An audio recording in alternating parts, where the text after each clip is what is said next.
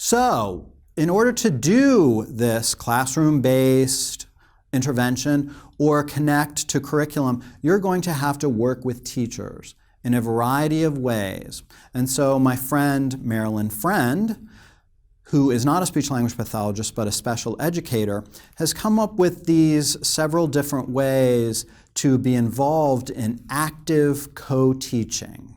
So, I'm going to talk through them really briefly for you. One person would teach and one would observe. So this is a great way to collaborate in the early stages of working with students in the RTI process, or as students are making some gains, or as you're trying to figure out some subtle nuances about particular kids.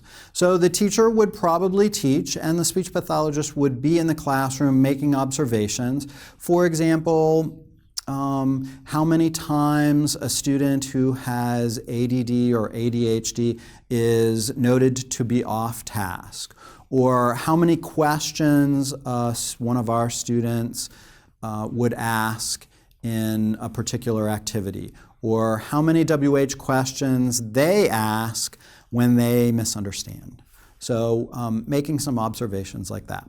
One teach and one drift assumes that the primary responsibilities for teaching are probably to the teacher, while another person is drifting, probably the speech-language pathologist, to assist students who are struggling, not just our own students struggling with seat work, but other children, regular education students who would derive some benefit from us being in the classroom as well.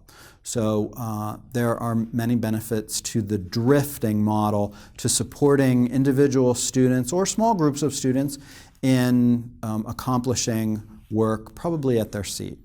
So the station teaching is what I used most frequently, and I really liked this model.